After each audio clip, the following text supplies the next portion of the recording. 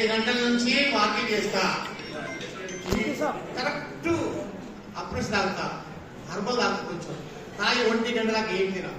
1 గంట తర్వాత ఏం చేస్తా, ఒక జొన్న రొట్టె, ఒక రైసు, 2 కూరలు, పెరుగు.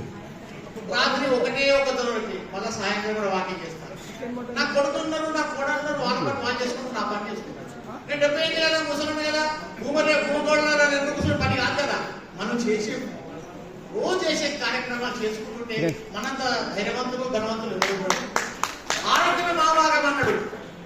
ఆరోగ్యం లేకపోతే అంత శూన్యమే. కొడుకులు రారు, కోడలు రారు, నీకు డబ్బుంటే ముందుకు పోతారు, కానీ నీ ఆరోగ్యం నీ టైం కనబెట్టు. మనము ముందు టైం ఫాలో కావాలి.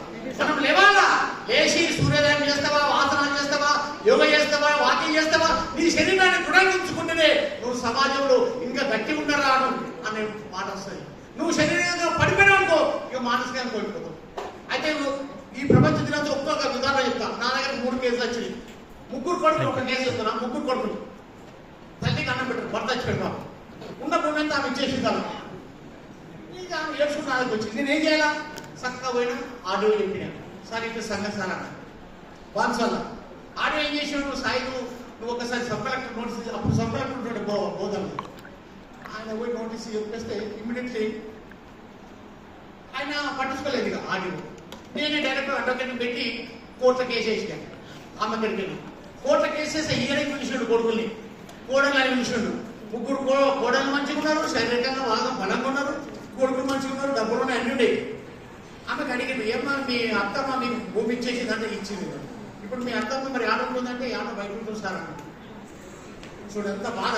ఆయన ఇమీడియట్ ఏం చేసిండు, కానిస్టేబుల్ ఇప్పించాడు, రోబోట్ 2 కానిస్టేబుల్. నేను రిమీట్ చేసేసాయి, ఇలా తీసుకోపో, జైలు తీసుకోపో అని చెప్పేసి ఆర్డర్ చేసి ఏం చేసాడు, ఆ తల్లి కాళ్ళకు పెట్టి కొడుకులు కోడలు అంతా ఏడబడ్డాడు కోర్టు. ఇలాంటి కేసులు నా దృష్టికి చాలా వస్తాయి. కాబట్టి నేను కూడా చెప్తున్నా, ఈ 2007 చట్టం వచ్చింది, ఆ చట్టాన్ని మనం గుర్రం చేసుకోవాలి. ఫస్ట్ కేసు ఆంధ్రప్రదేశ్ 2 కొడుకులు 1 కూతురు, 2 కొడుకులు భూమంతా ఆమె పేరు రాసుకున్నారు. అమ్మని మంచి చూసుకుంటున్నారు, ఒక రూమ్ ఇచ్చారు, అక్కడ కరెంట్ లేదు, బాత్రూమ్ లేదు, ఏం లేదు, తిండి పెట్టలేదు. పాపం బిడ్డ వచ్చి అన్యాయం తీసుకుపోయి ఆర్డీఓకు అప్పీల్ చేస్తే, ఆర్డీఓ కలెక్టర్ చెప్తే కలెక్టర్ అలా భూమిని అంతా రికవర్ చేసి మళ్ళా ఆమె పేరు మీద మార్చేసాడు.